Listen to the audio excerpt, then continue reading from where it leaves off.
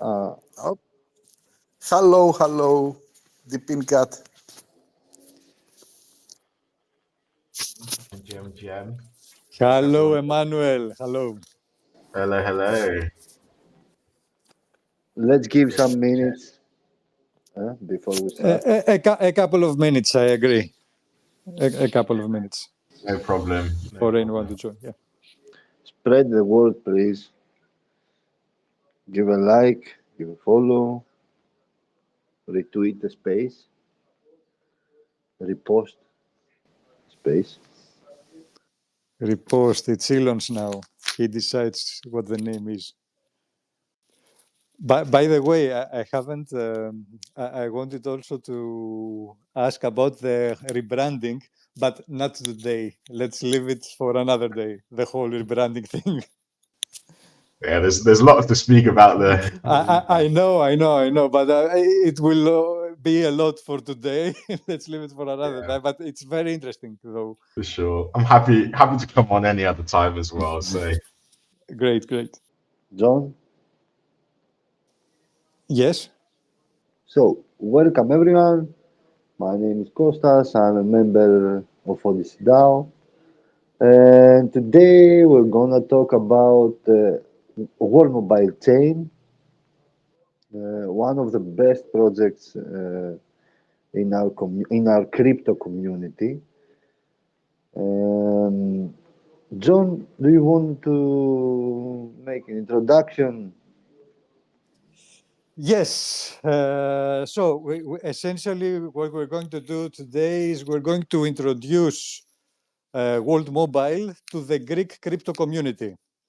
It's a project that the Greek Cardanians are very well familiar with. We have been following for years World Mobile team. And also recently they partnered with another very beloved project to the Greek community, Palmyra, which means we're now even more excited and absolutely bullish about all these developments. Now, to make things easier for everyone to follow, I propose we do this presentation in 3 stages. First, our guest, Emmanuel, is going to take us back to the initial inspiration, the story that started it all, with the Zanzibar village during the COVID lockdowns. It's always nice to listen to the story. Up until recently, because I would also like to hear about North Carolina and how, with the floods and everything, and how you helped the people there, combined with the Starlink services and systems. It's a great opportunity to explain to us how these two complement each other rather than compete. After that, Kostas is going to ask some more technical questions about the token, the EarthNode NFTs, the relationship with the Cardano blockchain, and if and how it will evolve in the future. And then we'll end with Spartan John, who is going to ask you about a country with the most expensive internet providers who offer the worst services in the whole Eurozone. Yes, I'm talking about Greece and what we can do about it today. Yes. After that, if we still have time, we may also take some questions from the audience. Sounds good? Sounds perfect. Okay, excellent. So, without further ado, Emmanuel, first of all, how are you? Who are you? You may introduce us. And we are all ears on how everything started and where we are today in terms of countries and actual users paying for services. The floor is yours. Varavas, out. Brilliant. Well, thank you for the intro there. Very happy to be here, to be speaking to the Greek Cardano community in particular. I know some of you have been World Mobile community members for a long while, so great to see you here. I'm Emmanuel. I'm community manager at World Mobile. I've actually been in the crypto space for quite a while now, so since 2013, and worked in a variety of different roles and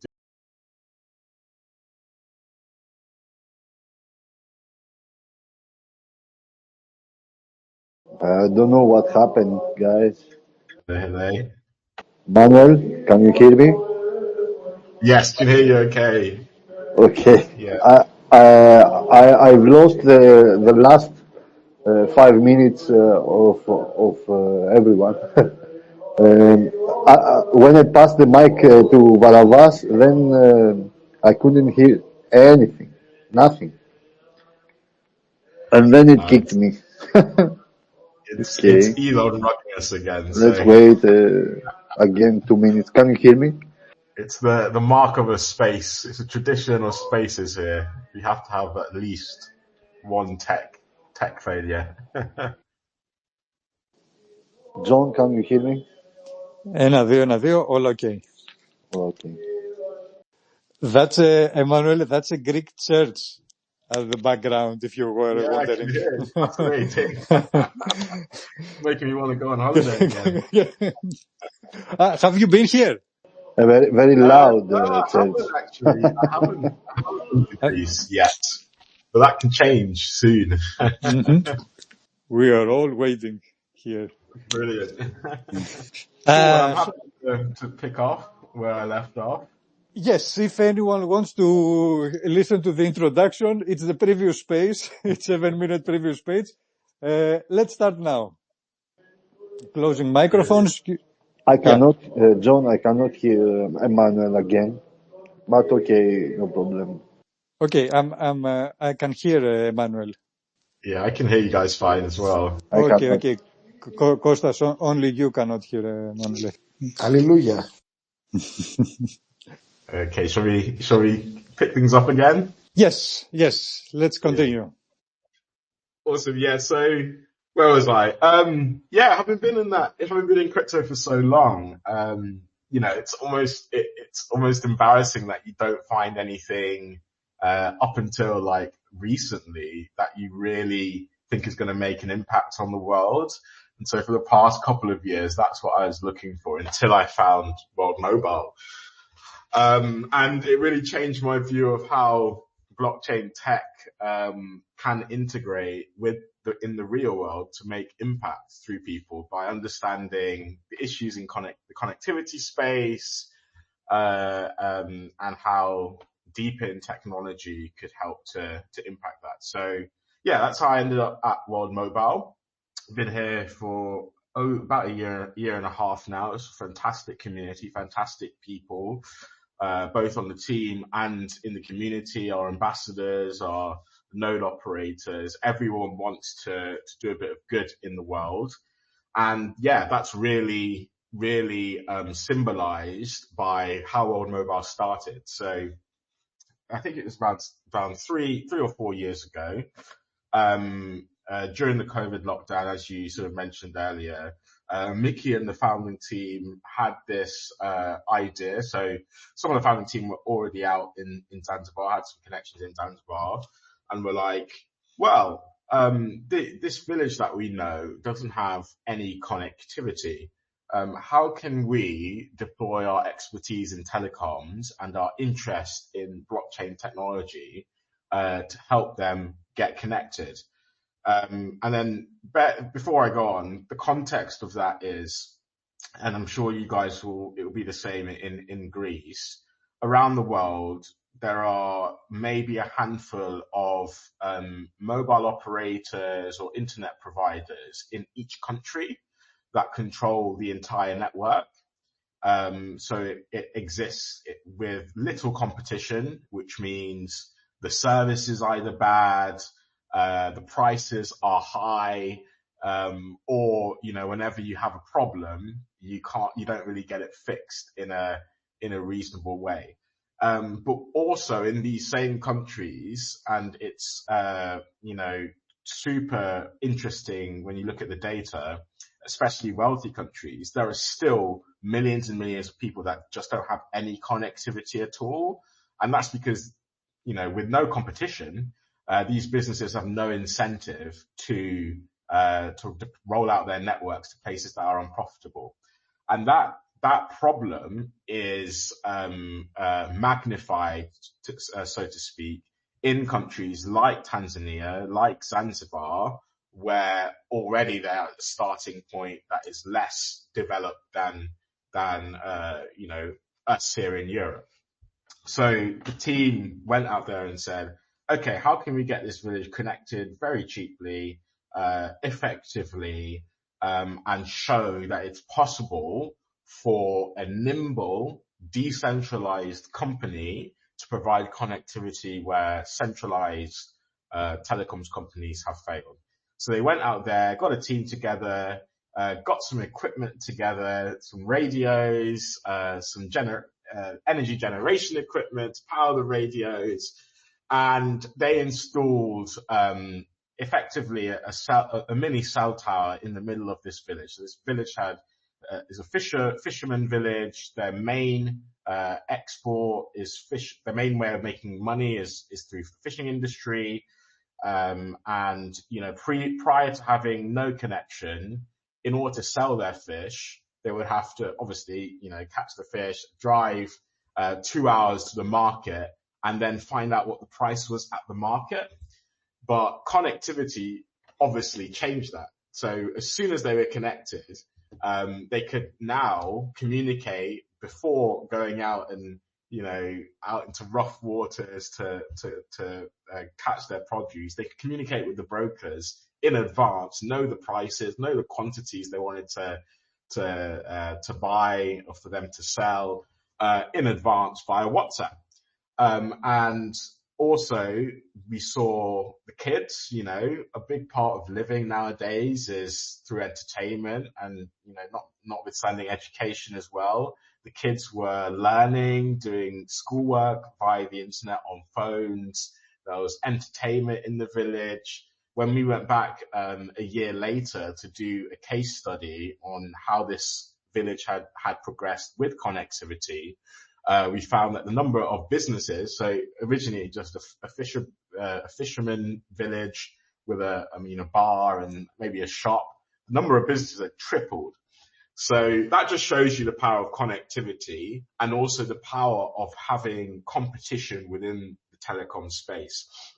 And so that really gave the team I guess the motivation in the proof of concept to build a truly global decentralized network. So there's a lot of steps in between there to now, but now World Mobile has over 1.6 million daily active users across the world, in the US, in Pakistan, and in Zanzibar. So expanded in Zanzibar to cover most of the island now. And that is powered by just under 19,000 air nodes, which are our pieces of technology that provide connectivity. And the way that has been funded, I guess, the model that is new here is that we allow anyone to come onto our platform and buy the connectivity infrastructure to put on the ground in these places that aren't connected. And as those customers on the ground pay for connectivity, those operators, infrastructure operators, earn a share of what the customers pay.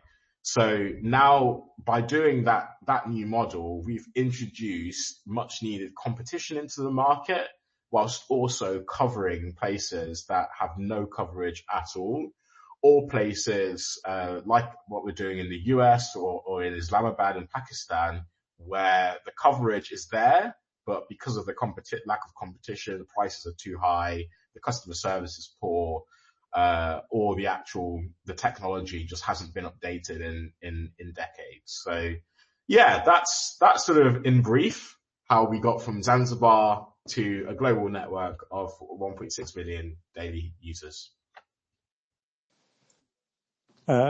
Incredible.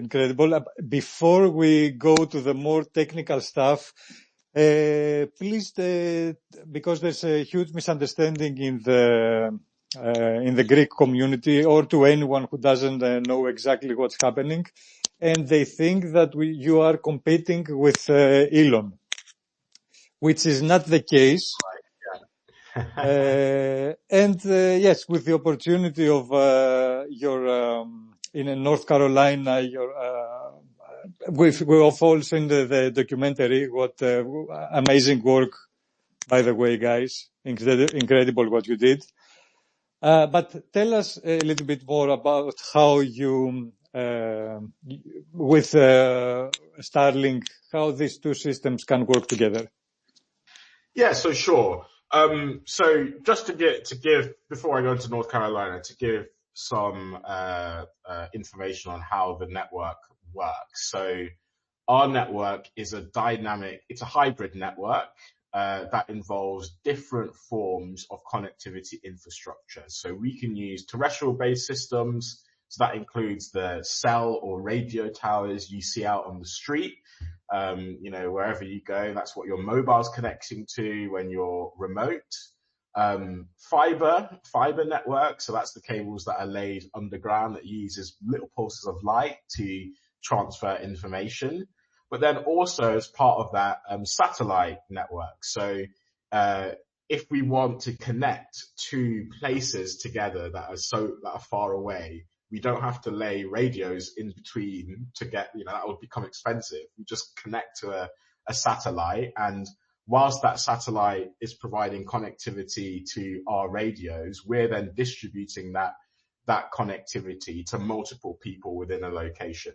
So effectively, you can think of it as this.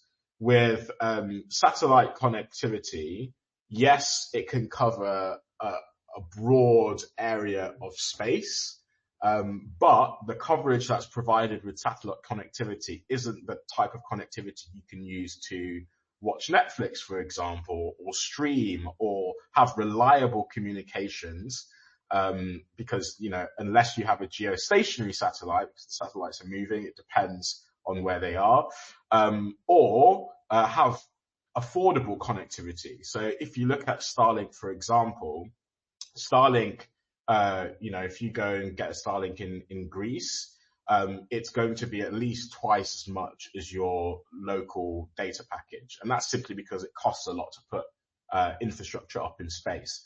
And those things, so the capacity of a satellite and the cost of a satellite is going to be decades before they can rival the radio towers you see on every single rooftop in your town centers.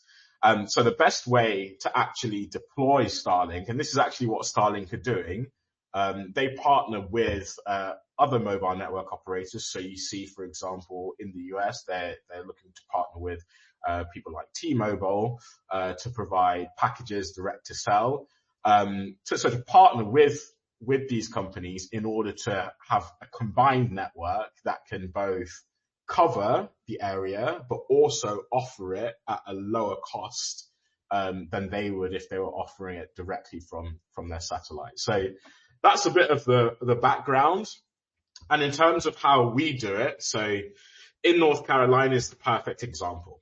So we were able to get one of our air nodes, which was basically a fixed wireless terminal. It's a radio that provides cellular and can provide wireless network as well. And the connectivity for that, as in to connect it to the global network, was provided by a Starlink satellite constellation over North Carolina. It connects to our radio tower, and then from that radio tower, you can have, I think it's over 30,000 connections that can happen with that radio tower. So effectively what you've done is, instead of having to have multiple Starlink terminals within a location that can only do Wi-Fi and only can connect to a certain amount of customers, you've distributed that connection. So you've used Starlink, but you've also used the tower, and therefore it costs a lot less per each individual connection to access Starlink's coverage. And yeah, that's what we did in North Carolina. So we got a call from one of our ambassadors who grew up in North Carolina in the areas that were worst hit by Hurricane Helene, and he was like, "Well, I'm down there.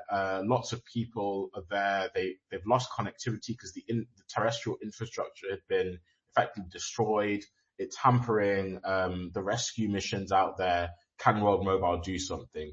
So I think it was within 48 hours. We were out there. We took 4 radios. I think you saw, we borrowed, Charles's, Black Betty helicopter as well. That was a great addition to the. Yeah. That was impressive.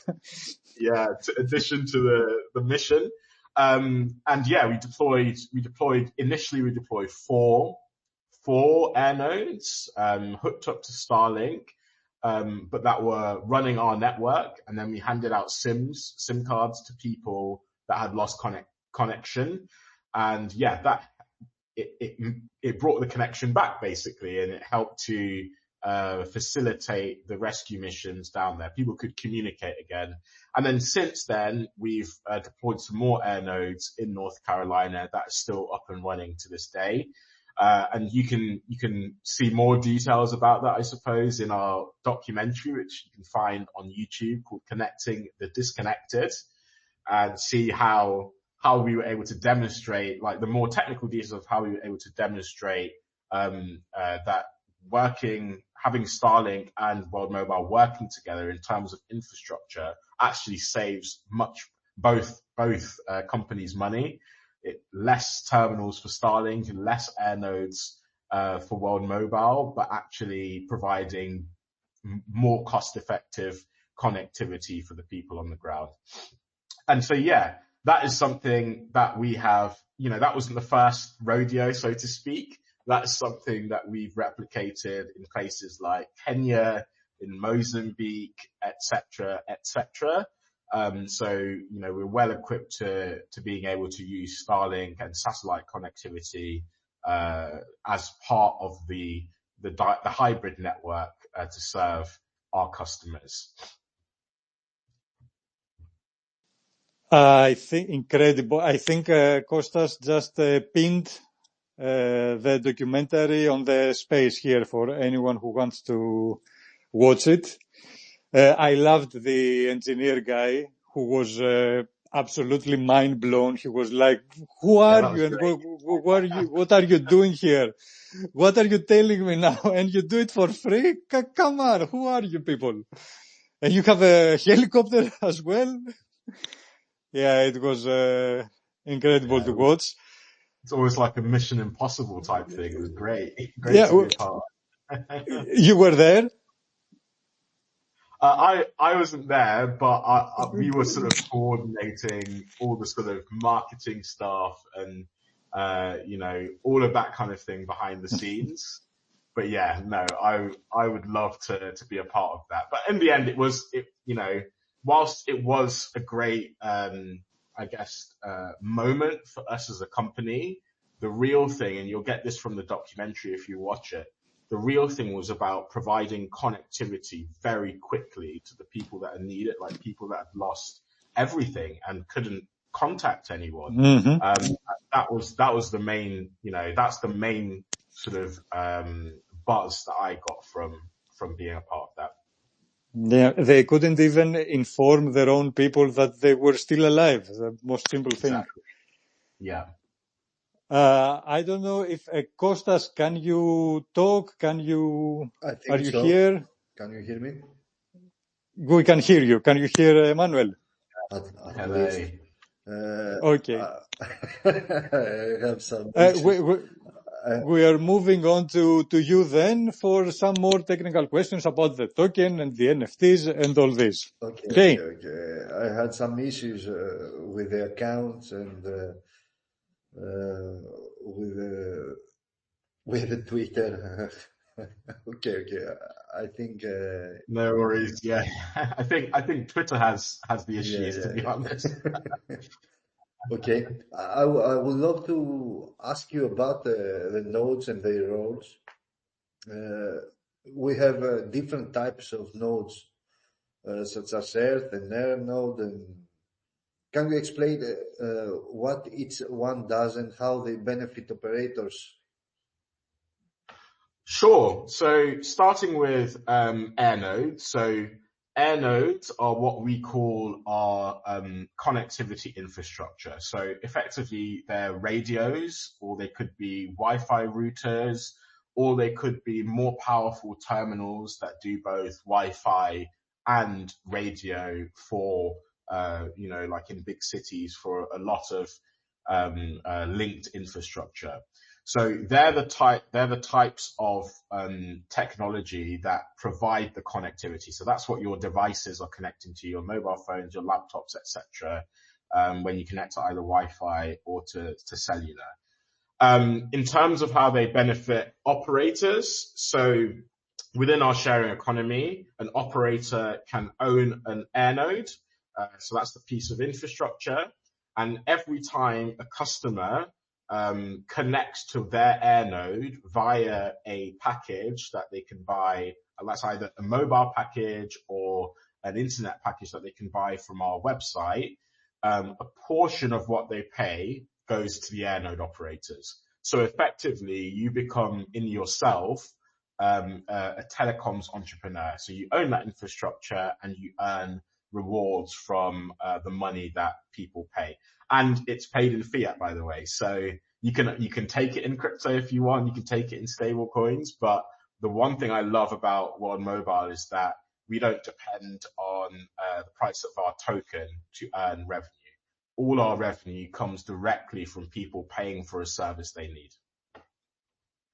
So yeah, that's air nodes.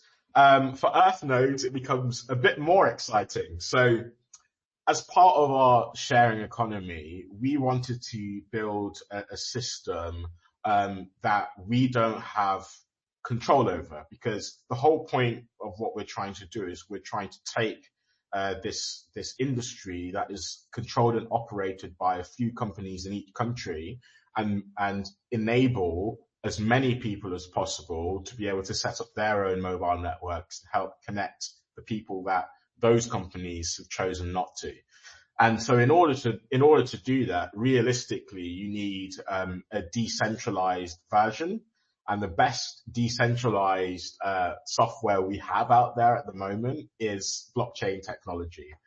And so part of our system is, well, not part of our system, the entire system is run by settling telecoms data, so the data about who the customers are, what data they're using, how much credit they've got left, settling all of that on a blockchain. And obviously, as we all know in here, I see a lot of crypto people in here. In order to settle data on a blockchain, you need to have verifiers. And those verifiers basically are the node runners. So they're what we call earth nodes, are the verifiers. And then the operators of those nodes are earth node operators. And effectively, earth node operators can earn from each piece of data that they settle on our blockchain powering the network. Currently, it's in testnet, moving to a permissioned mainnet very, very soon, actually. There'll be some announcements in the next few weeks on that. But yeah, effectively, that's the main purpose of an earth node. And then in addition to that, we want to enable earth node operators and earth nodes to run other services like VPNs, storage, self-sovereign identity, all for which they will be paid. And earth node operators are paid in the token. So the way our token works, I don't know if you're going to come onto this question, so I'm jumping ahead anyway. But the way our token works is that, one of the ways our token works, I guess, is that we buy with money that we earn from the paying customers on the telco side, paying for connectivity. We buy back the token from the open market, and those are distributed to earth node operators as rewards for settling the blockchain network. So yeah, in summary, you have both air nodes, which are the sort of the front end infrastructure that provide connectivity, and they earn from paying customers directly. And then you have the earth nodes, which are sort of the back end running the network behind the scenes and running all the services, and they earn in the token that is bought back off the market from the profits made from air nodes. Okay, thanks. Are there any other types of nodes? So those are the main two. Okay. But if we were to sort of look at what an air node is, so that at the moment we have 7 types of air nodes. So we have air nodes that are Wi-Fi routers, air nodes that are customer premises equipment. So they sit on the outside, like on a building, and they connect to a radio somewhere. We have radios, different types of radios, and then we have like heavy duty equipment that are meant to handle the radios themselves. And all of those types of nodes have different price points and earn different amounts of money depending on the number of people that they're connecting. So for the air node side, there's a number of air nodes, and then for the earth nodes, it's just one verifier on the blockchain that you can run with whatever computing power you want to. Okay, and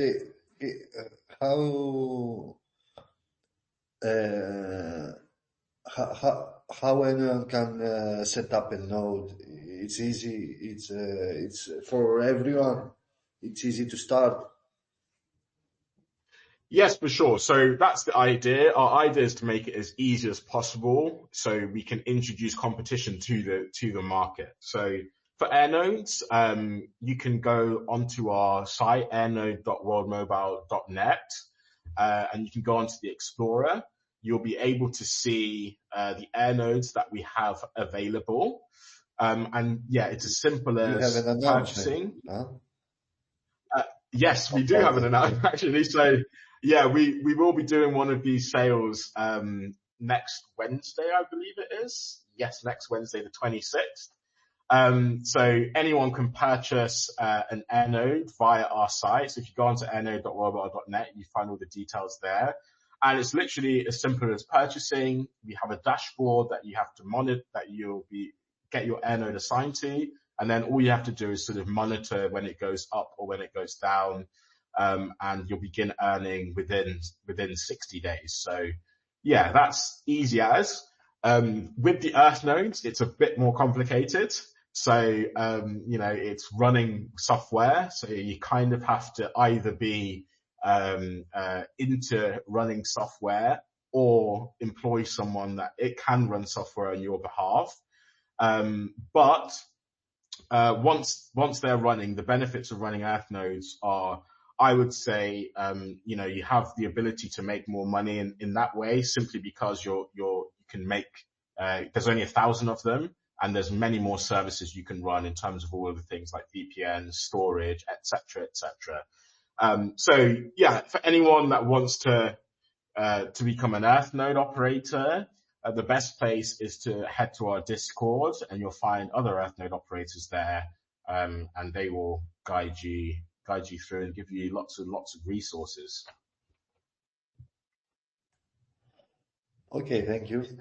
You covered everything I would like to ask about nodes. So can I ask you about the connections to Cardano and the base chain?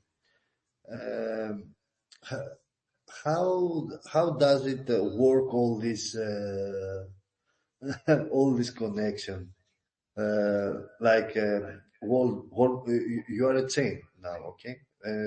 How is it connected with Cardano, and how is it connected with base? And what's happening with the token?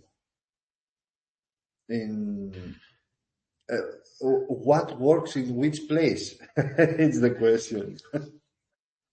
Yeah, so that's obviously a great question. So, our roots started in Cardano. We've got a very close relationship with input, output. And obviously Charles Hoskinson is a close friend of the team and an investor in World Mobile.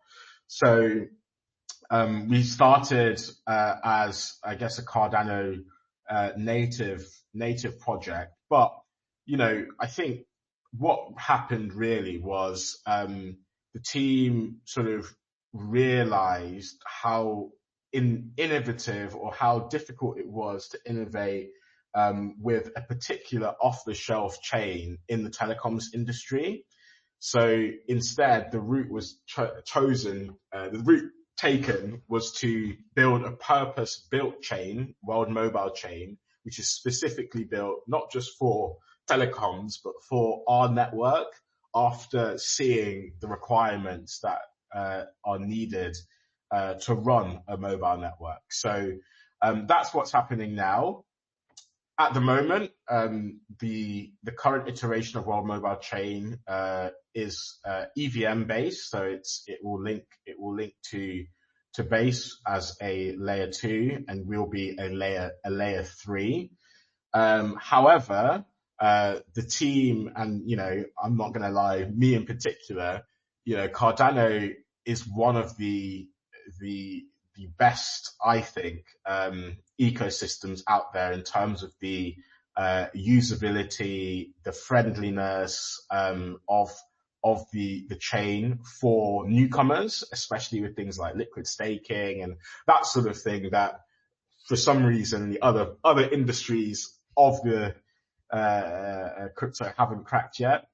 So the opportunity has always been to build World Mobile Chain as quickly as possible, because don't forget, we've got 1.6 million daily users that we need to serve first, and we want to prove that we can back a global telecoms network with a blockchain.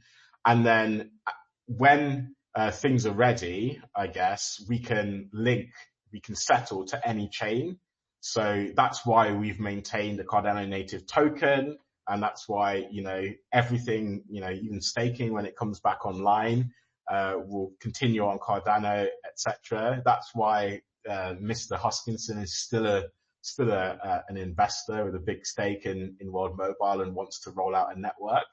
But at the moment, for speed, we've gone down the EVM route to build World Mobile Chain. So yeah, hope that answers your question.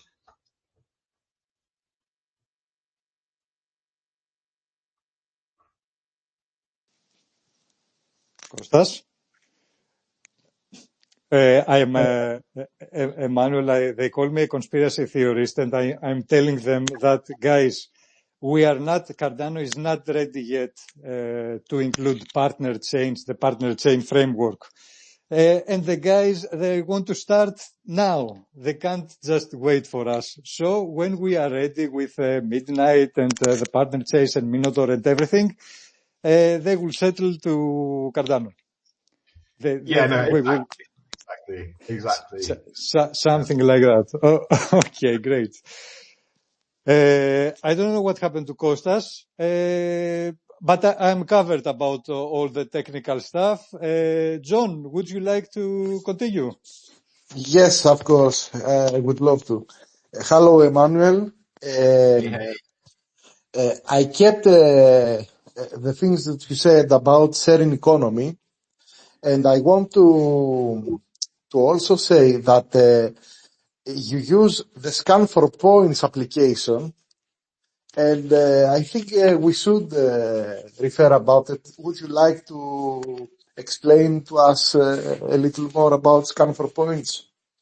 Yeah, sure. So this is another area of telecoms that is heavily centralized, and therefore it's very hard to get reliable data. So effectively, how the telecoms industry works is when they want to deploy a new network somewhere, they will need to get like local data on how many devices are in the area, how strong the connectivity is in the area, what type of technology already exists in the area.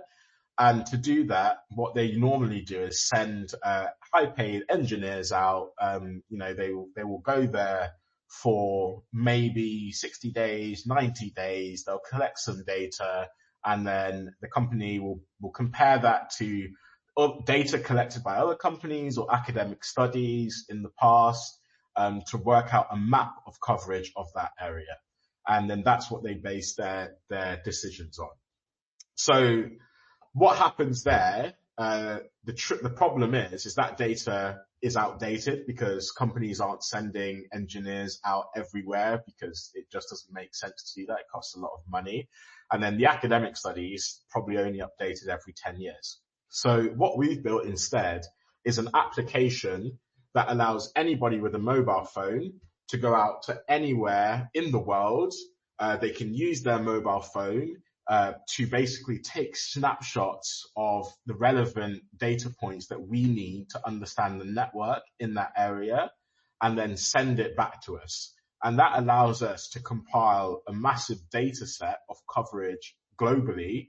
And also that data set can then be used both for our network deployment, but also as one of those factors that other telecoms companies use to evaluate network coverage in potential opportunity areas. And they will pay for it, which is the most amazing part. So when they pay for it, a portion of that payment then will get siphoned down to the people that have their phones and have been collecting that data. So effectively what we've done is crowdsourced the network research model and put it in the hands of people. So anyone can do that right now. You have to have an Android phone at the moment, but the iOS is coming very, very soon. Download our app, you go to scan for points and you press scan. You take literally seconds to scan an area to collect the data, and then you accumulate points, and then those points will be eventually exchangeable for things like gift cards, but also maybe for our token or for stable coins in the future. Okay, thank you very much. So all the World Mobile community is scanning for points right now all over the globe. I surely do, and I wish I would travel more and have more points. Would it be redeemable also for air nodes, let's say, for example, or for something else? Sorry, can you repeat the question again? Yes, the question is, could I use the points to get a discount maybe on my next air nodes buy? That is a great idea. Yes, that could work. I don't see why not. That's going to be something I suggest to the Open team tomorrow. Okay, you heard it here first. No. Another,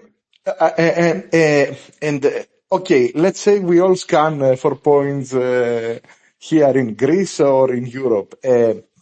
Do you have any criteria to choose the country? How do you choose to deploy in a country? Let's say Pakistan. Why did you choose Pakistan? Are there some check boxes you have to check, or it's something else? Yeah, so this is a great question. I obviously get this question a lot because people see what we do and want to deploy, where they are, because this problem is a global problem. But the fact still remains that whilst on the user side, on the community side of our business, it's completely open. Anyone can buy infrastructure. We still have to deal with the regulatory environment wherever we go. So we have to obtain licenses, and that can be a massive pain. It depends, from country to country. I don't know what it is specifically in Greece, but I'll definitely be doing some research straight after this.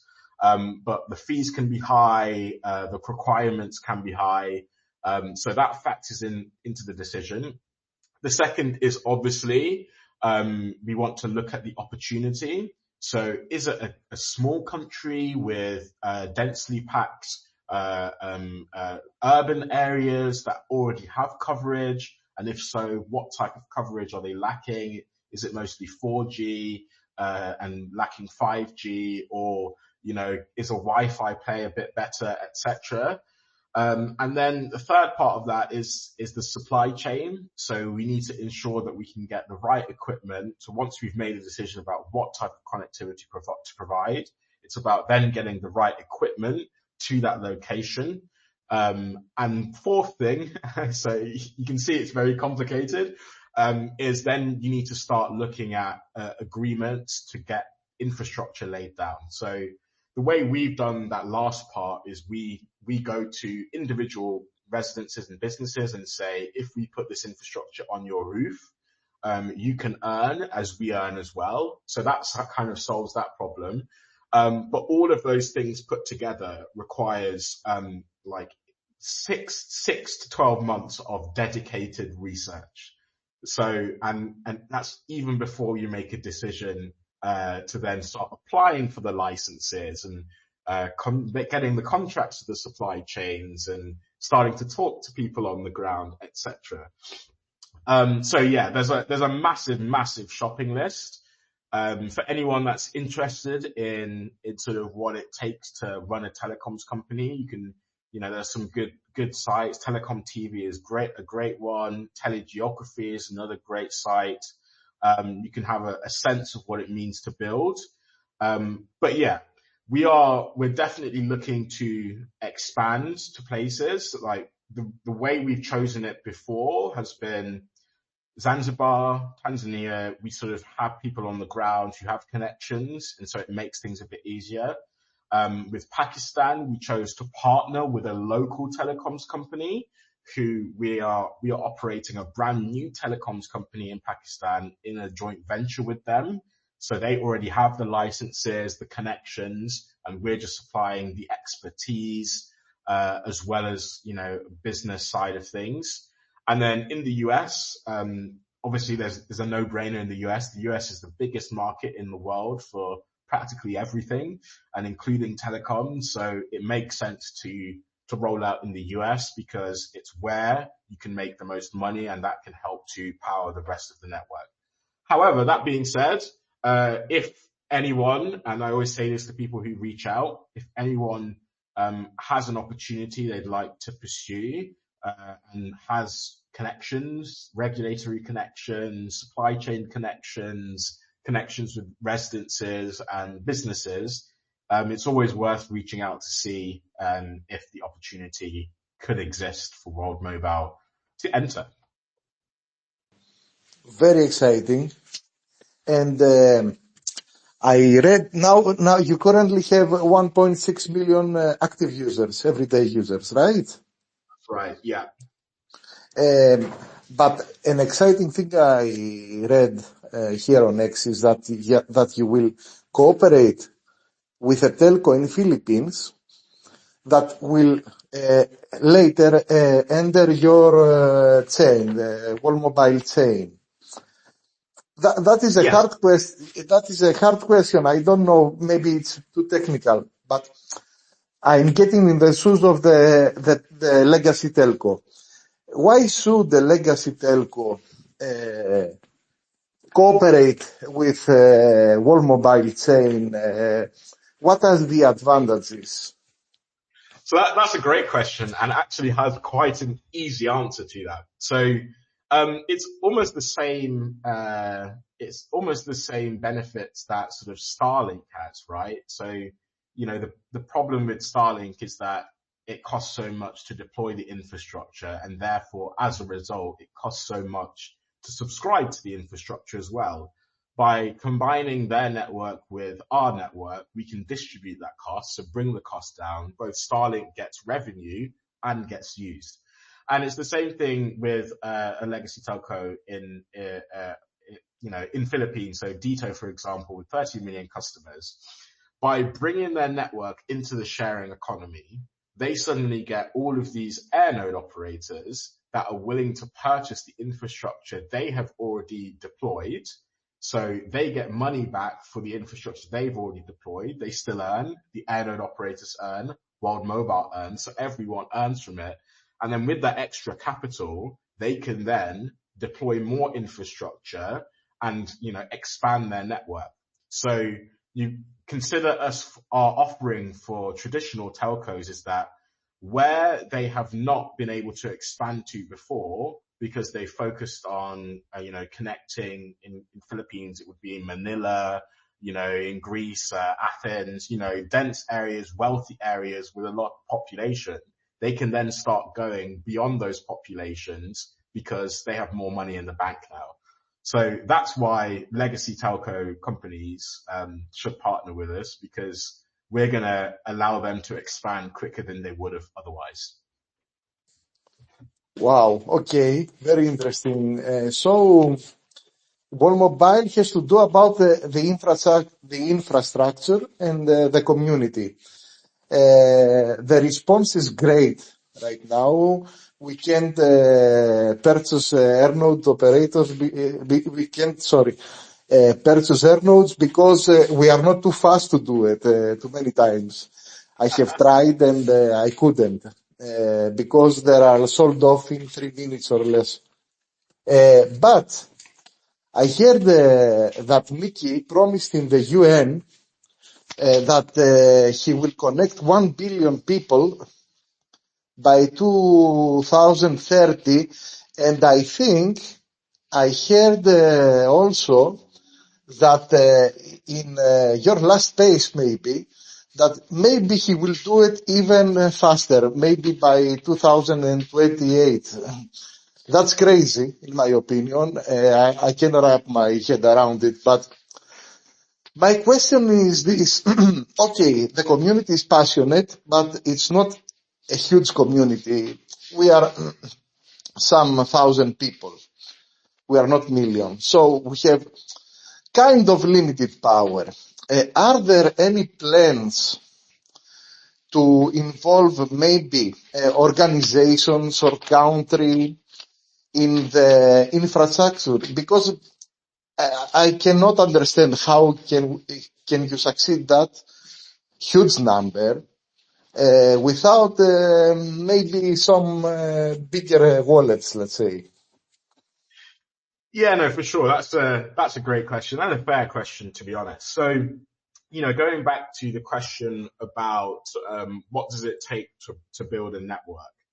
All of those things are true for us. Like, that's what we've been doing in Zanzibar and in the US and in collaboration with WorldCore in Pakistan. So we've only been around for, I think the idea was started about 6 years ago now. But operationally, the network has only been live for about 1,000 days. So that's about 2 and a bit years. It takes that long to simply get the licenses, to deploy the infrastructure, to go out and go door to door and deploy marketing campaigns to get the customers in order to build a viable network. And you need to do that before you go massive, really, really big. You need to prove the concept first. And that's what I think we've done now successfully. So the next couple of years, or the immediate future, is now going to be exactly what you've suggested there.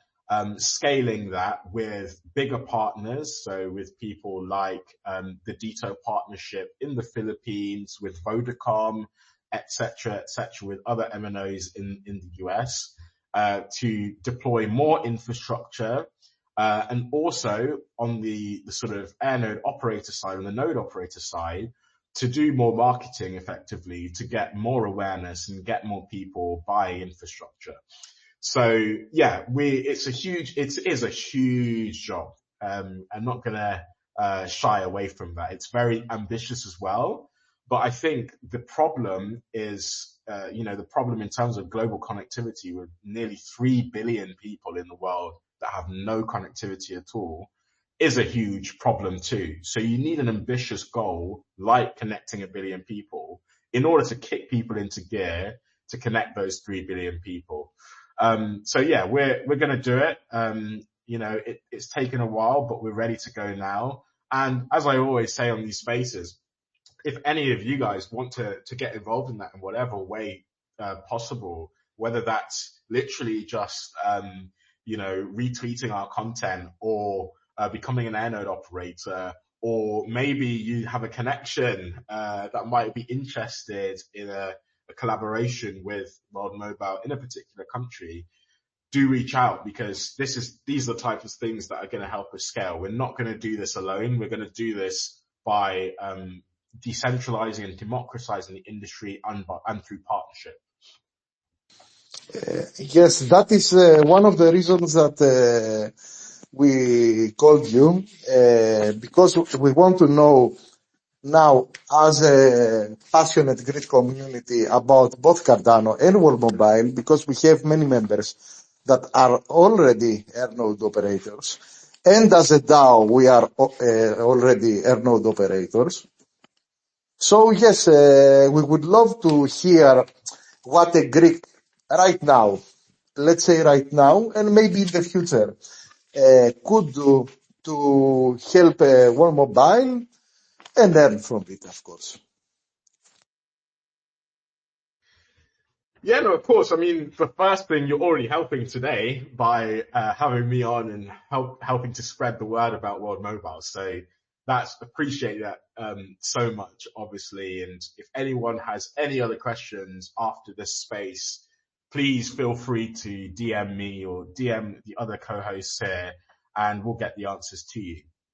But I think, with DAOs in particular, so this is very exciting, because I've worked at many DAOs within the space over my time here. I think it's super interesting how you could create a telco DAO effectively within a particular area. So OdyC Dao could be the Greek telco DAO using World Mobile's telecoms infrastructure. And basically, as a DAO, you provide connectivity like a traditional telco, but not only will your organization be decentralized, your infrastructure and the systems will also be decentralized. And yeah, I don't know if some of you have seen, we've worked with a few companies, a few partners now. So Toshi, for example, the meme coin based on Base. They are now, as a community, are air node operators. We've got other partners like that who are air node operators. They're part of our partner program. And so they have access to infrastructure in the partner sales as well as the public sales. So that's something that any DAO that's out there, including OdyC Dao, could definitely fit into. But yeah, beyond that, always as a marketer, I'm always looking for engagement, for sharing content. And if anybody needs any information or to facilitate that, I'm happy to provide that as well. At this moment, it's all about spreading the word and building those partnerships, to help bring more people into the sharing economy. So yeah, those are the main ways. Very, very, very exciting. I think we get too many alphas in this space. We should advertise it a little better. I will immediately, after the space finishes, I will immediately listen to it again because it was too much. Yes. I need to hear everything again before start answering any questions. And it's not over yet, unless Emmanuel doesn't want to speak to us anymore. He doesn't want to give more alphas. But the conversation has a very good flow, and I would like to keep on, especially about the sharing economy again, because that excites me the most about World Mobile. In the USA, you have hexes. So you divided the country into hexes and into sub-hexes, a hex in a hex, let's say. So these are kind of representatives, the owner of the hex, because these hexes are for sale. If I get it right, correct me if I'm wrong. The owner of the hex or a sub-hex is kind of a representative of World Mobile. What are his tasks? He does, I guess it's about marketing, it's about sales. Can you elaborate in this, please? Yeah, so you basically, you've got it right there. So just to clarify, so there's two different things. So there's the hexes that represent each air node, so each piece of infrastructure that provides connectivity, and they're relatively small hexes. But what you're talking about there are the larger hexes that cover areas that within them will have different types of air nodes, etc., etc. So the main responsibility of what we're calling those people hex guardians will be to maintain their network within that hex. So yes, it means going out and getting customers for the service. It means ensuring the infrastructure is all up and running, ensuring all the value-added services are up and running, and everything to do with running a telecoms business effectively. So those hexes will be auctioned off as NFTs. That's to come in the future. There's not many details that we can share right now, but effectively as reward for doing all of that work, Hex Guardians will earn a high percentage of the revenue that is brought in by their efforts. Okay, very, very, very interesting. And when we are ready, we may hear more, I guess. I don't have any questions in my mind right now, but maybe another one. As Varabas said, we are very big fan of World Mobile and Palmyra. If you know, I guess it's RWA. Our friend Theodore, one of the oldest members in the community and a great guy, is I think chief of operation. Correct me if I'm wrong, Varabas. And in his presentation, he told us that there might be later plans about the cooperation of Palmyra with World Mobile to provide connectivity to the farmers, let's say, to people that don't have internet connection or good internet connection, to provide connectivity to these people to operate Palmyra in a better way. How is that progressing? Would you like to comment on this? Yeah, sure, I can do. Theo is a great guy. Palmyra is great partnership. Great to have equal minds especially in the DePIN space, building towards impacts in the world via this technology. So they basically signed up to try and encourage, well, not to encourage us, but we've joined together as a partnership in order to help them provide connectivity where they think is appropriate to facilitate their business, and that's something that we want to do in lots of projects as well. The exact details are still being worked out as to how effectively to deploy that, but on a high level, it will involve deploying our infrastructure, so radios, to locations that they have interests in, and then having them effectively become air node operators, so maintaining that infrastructure, and their project will earn some rewards from the connectivity that's provided, as well as getting the people there connected. So the details of that are still ongoing, but surely there'll be a few announcements coming soon, hopefully to update the community on that. Okay, Emmanuel, that's it. That's all from me. Thank you for your patience. Sorry for my bad English. I think in Greek and I have to speak English, and it's a little complicated for me. I loved what I heard, everything, and if anyone from the community wants to ask anything, I turn the microphone off now. I see Maria Elena came on stage. Maria Elena, anything to ask? Hello?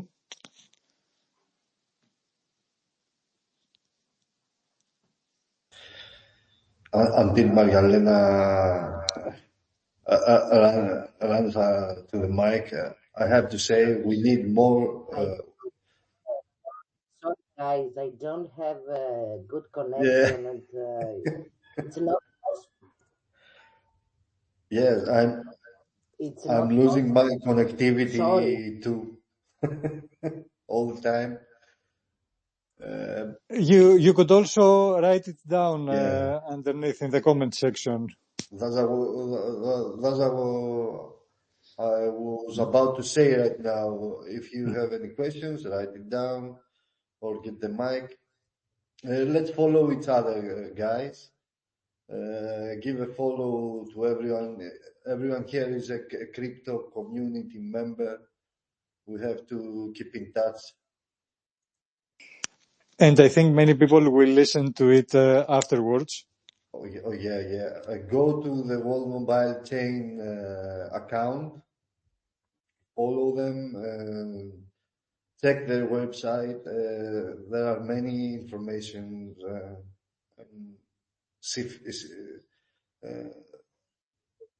Many things to read and learn. Absolutely. And also follow us because we constantly keep reposting all the info.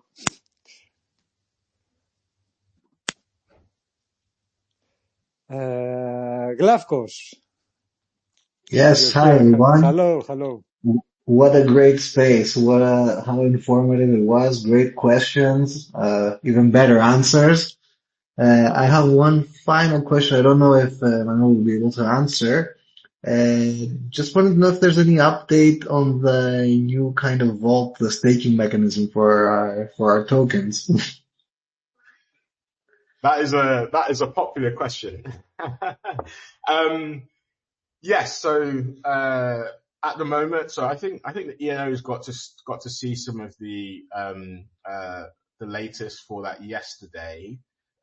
It's ready. It is being audited at the moment, which is always a pain. I know it sometimes sounds like an excuse, but trust me, it's not. It's not. We want to make sure it's as secure as possible, simply because we have lots of new, with the whole rebranding and with Premier staking, as you guys will know, that is coming soon with the phone plans. We've integrated that all into the new staking mechanism. So we've had to put that all under audit, and the audits have come back. There are some bugs that we fixed, and we've sent the audit back for comment. So we're simply waiting for that to come through. I know Mickey is pushing for it to be released ASAP. And I think it is it's ready. It's definitely ready. Like, it's functioning. We've tested it all. It's just that we want to have that complete confidence that is as secure as possible. So as soon as that we get the okay from the auditors, it will go live. Excellent news.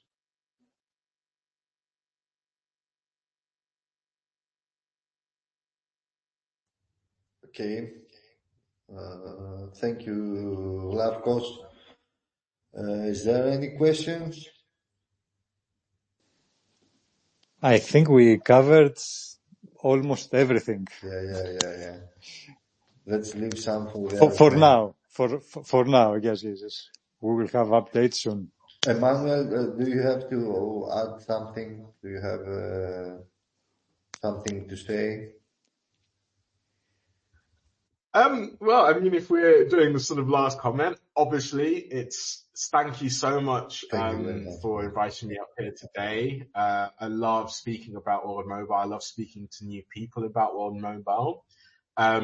The best thing is stay alert on our social media. So follow us, World Mobile Team and WM Chain on X. We've got an infrastructure, an AirNode sale coming next week, Wednesday. So if you're looking to earn some money by providing connectivity to people, your opportunity is on Wednesday the 26th. So that is a great opportunity. And yeah, I look forward to seeing what we could do with OdyC Dao in the future and coming on more of these to answer any questions. Yeah. Okay, thank you, Emmanuel. Thank you very much for the day. I want to thank Spartan and Varavas for joining and help because we have major connection problems in Greece, as you see. Okay, thank you again, guys. I'm gonna close it now. Have a good night. Thank you very much, Emmanuel. Bye bye, and thank you again. Bye bye. Take Everyone. care.